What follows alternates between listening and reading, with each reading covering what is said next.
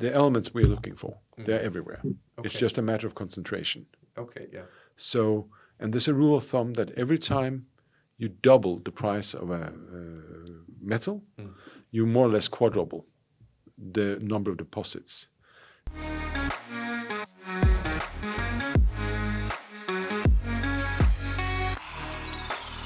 Hello and welcome to the Sustainable Healthcare Podcast. I am Joachim from Green Innovation Group, and thank you for listening in. At the Green Innovation Group, we are on a mission to make the healthcare sector sustainable, and we do that as a management consulting company working with big pharma companies, medtech companies, and healthcare systems, and sometimes even insurance companies and pension companies. And today I have a real treat for you. Everywhere in healthcare, most of the CO2 emissions are coming from scope 3, meaning outside the supply chain. And for me, and I think for a lot of you listeners, sometimes it could be hard to relate to what are the origins, what's actually happening out there. You're buying a scanner or electronic component or a computer from a supplier. And that has a lot of CO2 embedded and materials, but what's actually happening? And for this episode, I have invited Skage in. Skage has a PhD in geology and has worked a lot with mining, including being the head of R&D at FLSmidth. And we are taking a deep dive into mining in this episode, looking at the materials, metals and minerals that we are using every day. How do they come about? Where do the CO2 emissions come from? What are the environmental negative factors? It was a lot of fun to do. I hope you will enjoy it. Take care.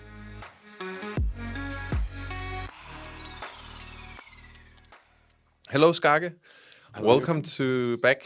Is it now actually to the Sustainable Healthcare Podcast?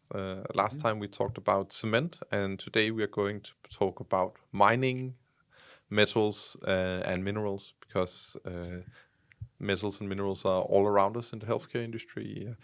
The inside electronics we use in scanners or computers, in the steel that helped build our factories and our hospitals, and most of the people in the healthcare industry, hopefully soon they will see some of the results of that in a life cycle analysis on a given product. But most of the time we just walk around inside these metals and minerals or use them in the products without really thinking about how they got there. And we just buy that scanner from Philips or Siemens, and then they worry about where the copper comes from. Mm-hmm. How did you get involved with mining and minerals? Well, I did a PhD. I did a master's on some gold mines in southern Spain. Okay. It was fantastic. I warmly recommend that approach to studies. And then a PhD in cobalt nickel phase relationships with cobalt and nickel metals. How did the natural deposits look, and how did it behave in the laboratory? Then I worked in a university in Canada for some years, in a mining town called Sudbury, the biggest nickel mining town in the world. Maybe there's one in Russia too of same size, Norilsk. I lived there for 3 years, and then I started working at FLS, where my job was in part, I worked sometimes with cement and sometimes with mining materials. Yeah. All right. That is exactly why I wanted you to come into the studio and talk about this, that you both have good knowledge from the scientific background, but also have worked in producing mining materials and equipment and systems in FLSmidth. Mm-hmm.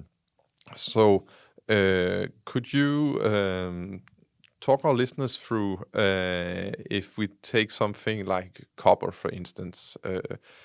Copper is inside all electronics that we're using. It's a very nice conductor to put electricity through. The copper that is inside my smartphone, how did it get there? Well, most likely it started in a mountain in Chile. Then some industrious Chileans found it, mapped it out, and guessed. They take samples at the surface, They analyze these samples for how much copper is in them. Then if they find elevated amounts of copper, they start detailed investigations. They drill down into the mountain where that is and take samples out from maybe hundreds of meters deep down. Then they build a model of what's underneath the ground. And let's say they say, okay, we believe we have 50,000 tons of copper down there. And then you start building a project where you can make plans for how to mine this copper and how to process it. And first step is mining it. You have two types of mining. You have surface mining, where you essentially it's a big hole. It's a cone-shaped hole where you dig deeper and deeper and deeper. And when you say dig, that is the yellow digging machines. Yes, very big yellow, very big yellow digging machines. Yeah, and you have the ore. And then you have something called overburden, which is the material that you need to remove to get to the ore. Yeah. And you have a strip ratio, which means how much waste do you create for every ton of ore. And then you dig down. That's a surface mine. You also have a different type of mine, which goes for deposits that are deeper underground and offer higher concentration. Then you dig tunnels. And these tunnels, they're big, right? Trucks can drive in them. Okay, yeah. And then you just follow the ore around or plan it out at least how it's most financial. So that's similar to when we dig a tunnel through a mountain for a road that cars can... Very similar, yeah. Yes. You would see that, under a town like Kiruna, you have a network in northern Sweden. You have a network of tunnels and stuff like that just to get the iron ore they have there out. I've been there once actually. I hiked up. It's called Kebnekaise, I think. There's a very high mountain there. Yeah. I think Sweden's highest mountain, right? And they're actually going to move because they have excavated so much that they're afraid of collapses. So they're going to move the town, the part of the Kiruna town, so that they can follow the ore under the town. Because it's so valuable. So they just they mmoved the town. And they moved the whole town because there was enough... the project, I think, is ongoing now. Yes. Is that steel or is what is that? It's steel. It's high-quality steel. Yeah. So there's so that's the first step of the process. The first step is this exploration where you find a deposit, and you need then to get investors. Then the second step is where you mine it, and when you mine it, at that point you have a whole project where you have what does it cost to mine it, and what does it cost to build a plant to process it, and who are your customers going to be. So you have everything in place before you start that, of course. Then the materials is mined. When it's dug up. First it's crushed in huge crushers. These are crushers that weighs maybe, I think, 800 tons steel constructions, huge things. And they're projects in itself, very, very high impact, high energy consumption.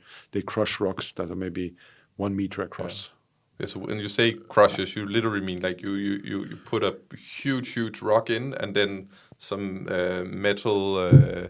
well, you have different principles. The most common is you imagine a huge cylinder, and inside there you have one part which goes like this, and another cone that sticks into it, and this cone then goes around and around, actually very much similar to a high quality pepper grinder, grinder, something like that. But something weighs maybe, I don't know what they weigh, but it's like tremendous. 800 tons or something like that for the biggest ones, I believe. I can't be that much. Yes, maybe it is. I don't remember the weight of my soul. Everything in mining is huge machinery. Huge. I remember my dad, who you also know worked a bit in mining. I remember I have a picture of him where he's standing inside the wheel of one of the trucks that remove some of the ore and material, and you can have a grown man standing within the wheel easily. You have these mega excavators that. Both FLSmidth and ThyssenKrupp makes, where you have like an arm, and then you have these shovels that are sitting on a wheel that is just continuously shoveling, and then a conveyor that transports the material away. And one of these shovels, you can park a small car in them. So that's the size is huge in this. This is from coal mining, though, which is a very large amount of materials is moved. Same goes for. Almost any of the huge mines, it's a very large amount. It's like 300,000 tons a year, or huge amounts. You can't imagine. So Yeah, and I think let's talk more about that in a bit, how much stuff is removed. Yeah. But now we found the mine. Yeah. We've started digging out the stuff one way or the other and processing it, and then we first crush it. Yeah. And then what happens after the Then you crushing? have a mill. You crush it in several steps, and of course this depends on the material. This can be optimized in many ways. Then you have a mill, which is like a drying tumbler that goes like this. Yeah. And inside this you put steel balls, or many principles, but let's say the most common one, you put steel balls in there with the ore, and it just tumbles Smashes around, them, and they smash up. And then there's a small sieve at the end, so the crushed material falls out. Yeah. And then it falls out there. It falls into these, what should we call them, bathtubs with rotors, and there you float the product. That means that the crushed ore comes in, and you then add some chemicals. These are hydrophilic in one and siderophilic in the other one. So you have. What does that mean? It means that one end of the molecules stick to air bubbles. The other end of the molecule sticks to sulfur, if it's a sulfide or a metal. Yeah. So this way you tie the valuable stuff in the ore to air bubbles. Okay. And then you have these bathtubs where you have rotors that circulate the material and air bubbles that goes up. And the air bubbles then collect the valuable stuff, and you add some chemicals that makes it foam, so that you build up a foam full of valuable stuff. And this foam you then rake off. Okay. And you do this then in several steps, so you get the best. You collect as much of the valuable stuff as financially beneficial. There's a break-even curve there. When you have that stuff and have cleaned it as much as you can with this flotation process, you dewater it through some filters, and then you send it to the smelter or electrolysis or similar. And then from the smelter, it will be created into a bar or whatever. And the smelter is if you take a copper nickel smelter, it's a fairly simple principle. I think we used that one for thousands of years as well. Yeah. You add, let's say, we go the old-fashioned way. You add coal, a large amount. You add ore, and then you heat it up. What happens is that when ore melts, the non-valuable stuff, which is silicates, will form a slag on the top, and the heavy valuable stuff, copper, nickel, gold, this stuff, will form with the sulfides at the base. So you have two liquids inside that smelter, and then you can just tap off the valuable stuff. Then you have a sulfide or metal melt. Then you have to oxidize the sulfur out of it, and then you get the metal. And then you make the metal into smaller pieces, and it ends up in the iPhone. And then you have you end up with some copper wire from yes. So this whole process, tons of energy, hundreds of tons of equipment. You can basically say it's all about refining the material and extracting just the stuff we need and find valuable in the end. So we remove a lot from the way. A modern copper ore is maybe 0.5% copper. So that means that you remove for every time you have 1 gram of copper, you have taken 200 grams of rock away. So that's the ones that are being mined today. Yeah, wow. So there's a huge pile of waste rock afterwards. Yeah, and a mine like that, how much would one copper mine? We are talking tons here. I guess. We're talking. I mean, I think actually it's like 250,000 tons per day for some of the big ones. In product or in waste? In waste. Wow. Yeah. Huge amounts. I mean, tremendous, large. That's a number where, like, I don't even know what that is. I mean, when they become this big, the number of zeros doesn't matter anymore, right? But if you see, I mean, all kinds of attempts have been made to make it better, but you have to look at global statistics and compare because there are some of the very big mines. They of course create lots of copper and also create lots of waste. There is a linear relationship there. Yeah.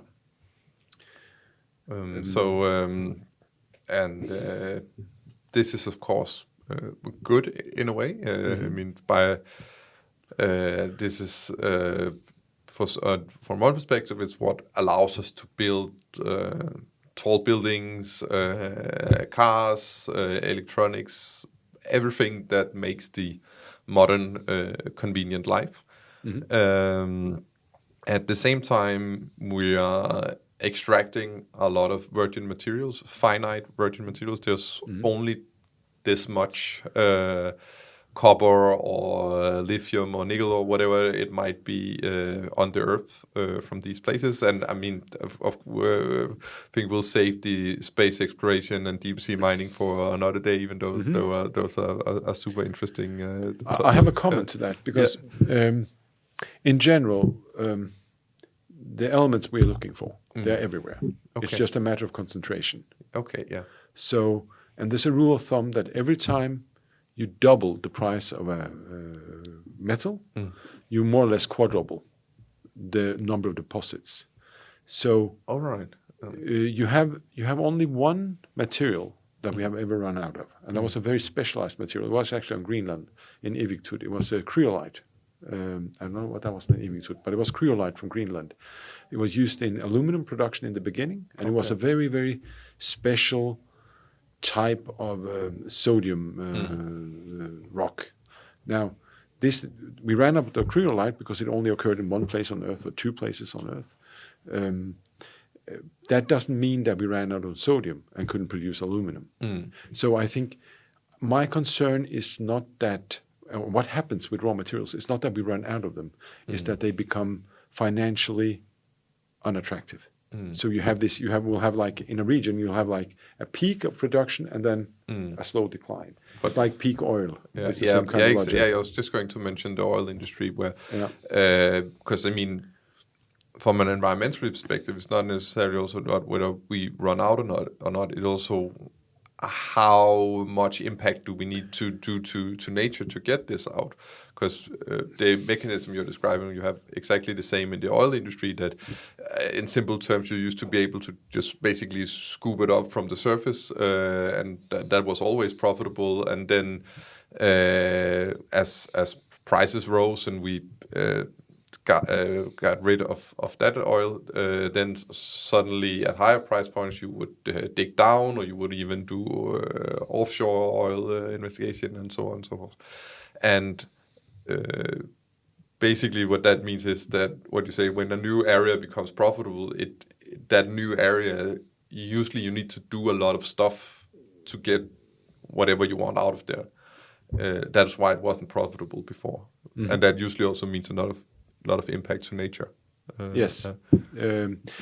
I guess, and if you look at this, that when we lower, I mean, the amount of waste that is increased, when you increase the price and double the amount of resources, let's say, available, then of course those deposits, they are deposits that will generate even more waste, even lower grade deposits. You talk about the ore grade, that how much ore is in the rock, and with copper, even 0.5% would be financially, or even lower, would be financially attractive. That means you create a lot of waste, and the curve for the amount of waste globally created is increasing like this. Yeah, exponentially, almost. Yeah, and that's a mathematical function of these things. Yeah. So in theory, you could have a copper mine in Denmark or New York or wherever. It's just that the concentrations are super, super low, so you would have to dig up the whole of Denmark to. I think waste dumps are probably starting to become attractive, right? Yeah. We've seen that actually, where it's which I think is a wonderful time as well. That we've seen some medical technology companies starting take-back programs for electronic devices, actually out of business incentives. Because they became valuable enough that usually they would just be thrown out by the end user, that it was actually, there was enough copper, gold, whatever in that electronic device that it could pay for itself sort of to take it back, which I think that would be copper has a very high reuse, I believe. Thought I saw a number of like 70% is being recycled, which is high for the metals. But it's very hard to measure these numbers. It's almost impossible.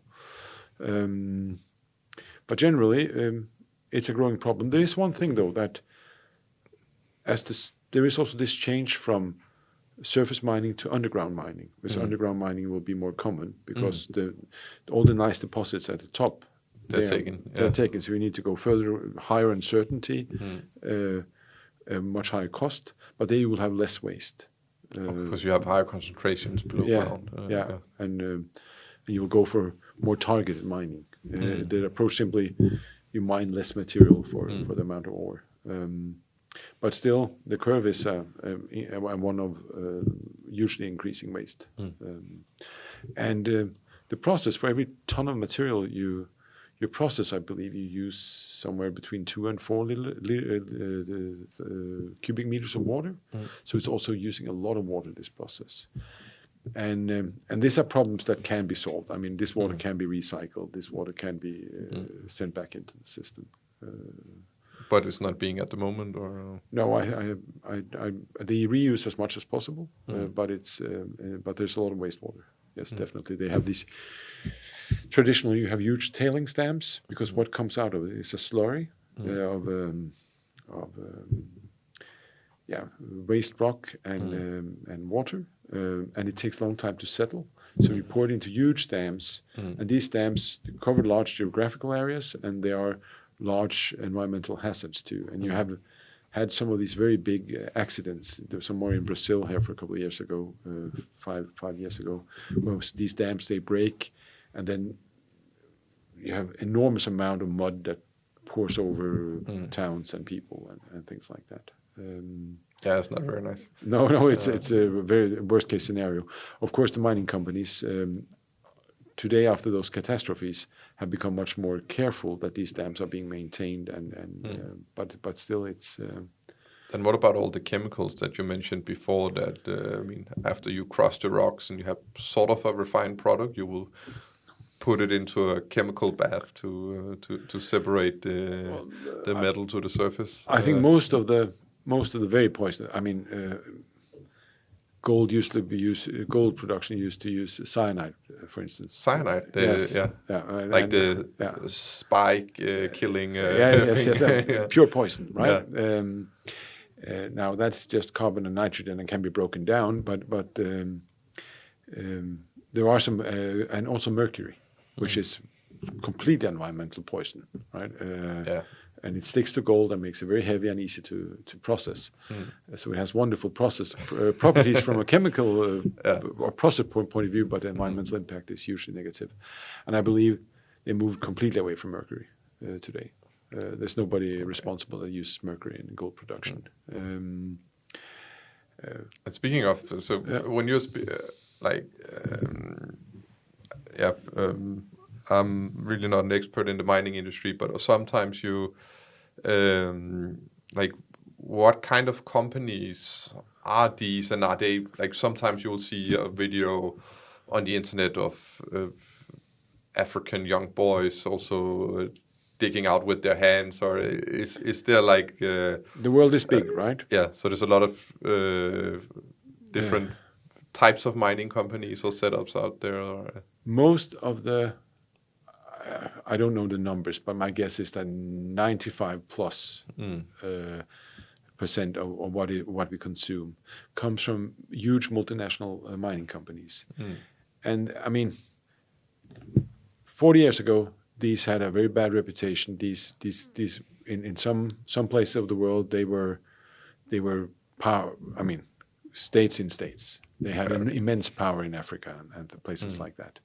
Today, these are environmentally conscious companies with strict CSR policies and very large ambitions for the environment. But it's not an easy task. I mean, we know that from all other environments. And there, I'm Rio Tinto, which has a Danish CEO, for instance. I mean, they are doing a great job trying to minimize and lowering their overall environmental impact. But it's not the task at hand is a complex one and requires a long journey. Anglo-American too, they do what they can. And they work often with some strange scenarios because of the regions they are in. Like the future scenarios can be like, okay, power is free because we have solar panels. So power, they say, in our processing, they created, for instance, a scenario saying 20 years power will be free. What does that do How do we optimize our production to minimize the environmental impact in an environment where power doesn't cost anything? And that has some interesting ways of thinking. Let's put a pin in that, Oscar. So I wanted to talk about the energy consumption in mining and the CO2 emissions, but we can do that afterwards. One of the things one has to know is that it takes from a mining project starts into production is maybe probably, I think the average is like 15 years. So that means they have to until think you get the first metal out. And of course there's a whole chain of small and big predators eating each other all the way all the way to that production point. But that means that technologies take, I mean, from its project states, it's probably 5-7 years or something like that. So technology takes time to implement and need to be thought in. Strategies are long term, and money doesn't think long term. No. So there are challenges, and the investments are, and this is maybe the biggest challenge, is that the investments are so big, so that risk becomes a major factor in decision making. That means that nobody wants to take a chance on a very novel technology. But also that you have immense amounts of capital tied up in these capex investments. I mean, once you have a mine there, it's they're not gonna shut it down. No, then they'll go bankrupt, right? But they do have programs, all these big companies, where they test new technologies. They work with junior companies. They work with startups. They implement and test whatever best stuff they can. They have what is maybe the most promising. It's one of the most promising is early waste rejection, that you actually sort the ore before you process it. That's great. Or selective mining, that you go in and find follow the ore. These are good technologies that are and approaches that can reducing the overall waste generation. And of course, most of us have a gold ring or something like that, which would be, I mean, to mention it's 50% chance that it's made from on equipment made in Denmark from FLS, but you don't need a gold ring. You don't need a diamond. No. These are pure negative environmental impact that we do because and can easily be substituted. Yeah, and I think for I mean the industries where you happen to be an expert, very damaging industries to the environment, also very hard to turn around. Yeah, and usually the easy or not so easy answer is that the best thing we can do is to consume less. There's of course there are things we can do, but or substitute, right? Yeah. I mean, if you say a diamond, a natural diamond, lots of rocks has to be crushed somewhere in Africa to pick out this diamond that, because this comes from nature and it's beautiful, has this romantic history around it. Well, a cubic zircon, none of us can tell the difference, but still we choose the more environmental harmful way. And this is a paradox. I'm a very romantic soul myself, so I would be hard challenged not to go with the diamond and the gold ring and these things. But it's this kind of choices has to be made.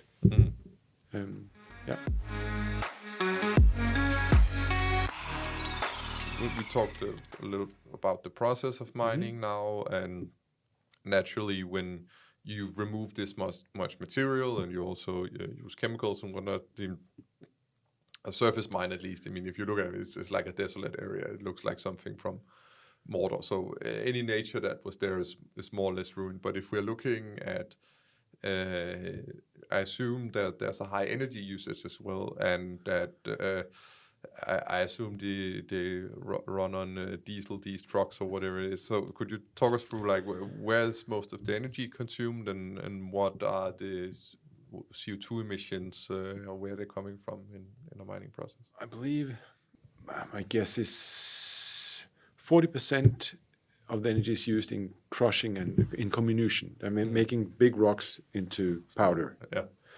And 60% is in material transport, something like that. And material transport is either by trucks from the mine and into the plant, or by a train. The cost of the trucks, they use diesel, usually. There are large electrification programs going on in most of the big companies. Okay. And driven by what? sustainability. Okay. Objectives. Okay. So that is the interesting. Yeah. They want to change this. They work exactly. I mean, the mindset of, let's say, the innovation group at Anglo American is not much different than the mindset at Green Innovation Group. It's the same type of mindset, and that's kind of, but it's just a big challenge. And then of course the tires get. So what they do there is they electrify the trucks, and then they replace the drivers with automated systems that optimize driving, stopping, and braking. Because we've calculated just braking and starting these trucks. If you can minimize that, the impact is like, okay, we take 5% down. We take those 5%. We take 3% here. We take 2% there. So they work on this as much as they can, or of course they can do more. But still, it's not a half-hearted effort. So the electrification of trucks and the crushing and milling equipment is electrified. And what I think was the major for a future scenario would be something like you have solar panels running most of it, but then you need to store energy for 24/7 production, or you would need to have startup and closure of production and need much bigger facilities. And I think the most efficient way of storing energy we found was building a big dam, pumping water into the dam and letting it run turbines or something like that. So there are of course huge challenges. It's a big industry. No, that's just always good to know a bit about the particulars of where energy is spent. That's a lot of times where the CO2 emissions are coming from, and it's all this is very relevant for. We are working with procurement departments at a pharmaceutical company or the hospital system. I mean, they will be looking at all these materials, but of course usually integrated into products or building components and other things. For me, it was just really interesting to have these so in the healthcare industry, scope 3 is always the main issue, the part of the CO2 emissions in the supply chain, and because they are 85%, 90% of the CO2 emissions. And with the mining industry and also the cement industry that we talked about in the other episode, it's actually the other way around. It's that is actually the origin point of the main CO2 emissions. That whatever else that we are going into a shop and buying an electronic thing, or buying a car, or going to the hospital, using equipment and whatnot, and that's really the key. That we somehow we have to have this demand trickle down to the end point for these mining companies. And of course, consume less is always the. And I think consume, because metals are so. I mean, there's so much tradition. I mean, metals, gold, and things like that are symbols of value, and it really, it's. Everything is right. Bitcoin is mined in a computer, and it also has huge environmental impact. So we need something to invest in.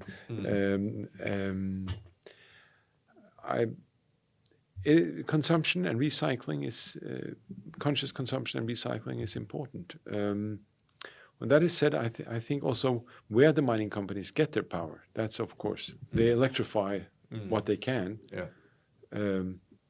but still they need a power supply, and if that's a coal plant, then that doesn't help a lot, does it? No. No. Which is which is also a global challenge, I guess, in the sense that most now you mentioned Kiruna before in Sweden, but that's sort of the odd one out. Of course, you have Australia and Canada too, and maybe for exact those reasons that they're still very big on fossil fuels. Most of the metals and minerals are in countries where coal would be the obvious choice, not solar. Yeah. But the big mining company, I believe they will make, depending, I mean, I can't speak for them, but I believe they will strive to make the right choices there. Interesting. Because the differences is that investor pressure, or what are they're not very happy with the very bad reputation, and to attract working force, to be an attractive place to work. People want to be able to identify. Investors want it, and the workforce want it. So there's actually nobody in a mining company who wants to be bad. You know, that's not the logic. I believe that wholeheartedly in general, that people aren't bad. No. Systems and structures are unoptimal. But there's a high level of consciousness of these challenges, because the industry have had such a bad reputation. It is just, and rightfully so. For some, I'm not an expert in this industry, but there's also definitely. I think the change happened from, let's say, started in the 80s and then onwards with a professionalization. So what you're also saying, just coming back to what we talked about before, if you see a video of an African boy digging out metals from the earth with his bare hands or something like that, then it's a rogue small mine that would be a very, very small subset of how our you can ask yourself, that only happens in unregulated area, where people are so poor that they steal ore or sort it through manually to sell it someplace. I think it also doesn't sound very efficient. No, that the first argument. Does that look cost benefit? But it's also really. But I think asking questions around health and safety for workers. That's perfectly valid in some of these companies. Not all of them. Many of them are very okay, but I think still there are challenges in some continents, definitely. Yeah, that also shows the importance of the work around creating transparency and traceability throughout the supply chain. Because I think that's also where, I mean, again, there's a scanner in a hospital from Siemens or Philips or wherever, and they're just like, okay, so do we just need to look at Philips and Siemens and say, okay, good, or do we actually, everybody needs to account for CO2 or for worker safety or whatever it might be, and there's a lot of positive effects coming from looking throughout the whole supply chain, which I guess is also part of the pressure being put on these large mining companies too. Yes, and it's one of the challenges is that 2 copper bars have exactly the same properties, regardless of their environmental impact. And one can be twice as expensive as the other one. I mean, the good bar will cost twice as much as the evil bar, and so how do we discern? But I think most of the producers they are due to investor pressures and their own workforce, they are regulating this fairly well.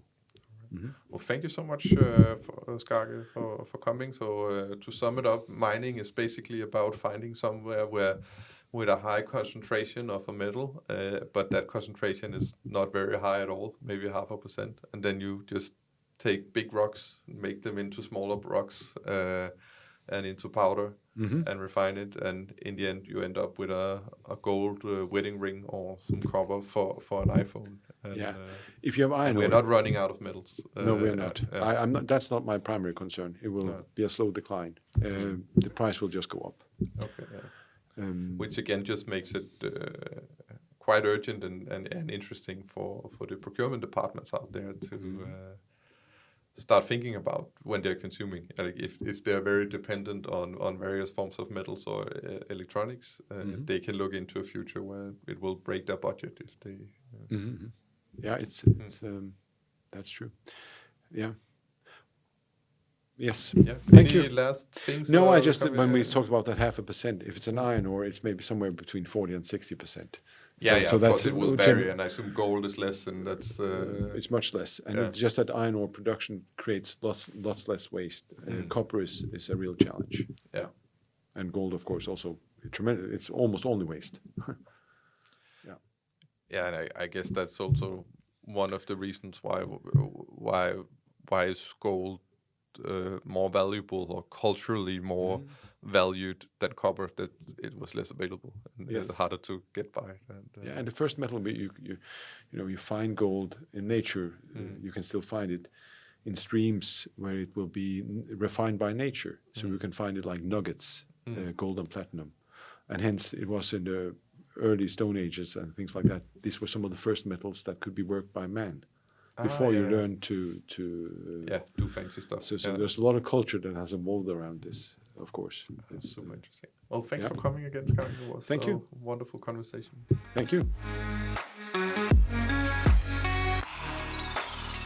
Thanks for listening in. Really enjoyed that discussion with Skage, and was pleasantly surprised that we are not running out of metals and minerals in the near future.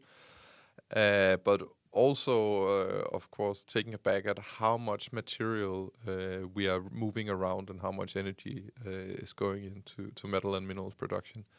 If you enjoyed the podcast, it would be a big help if you subscribe to it. We still have quite a low number of all you listeners who are actually subscribing to it. If we have more subscribers, it's easier to get cool people like Skage on the podcast, and you make sure that you get all the new episodes in your feed. And if you liked it, feel free to share it with a friend as well. Thank you so much for listening. Really enjoy doing these episodes, and so thankful for the growing number of people who are listening in. Take care.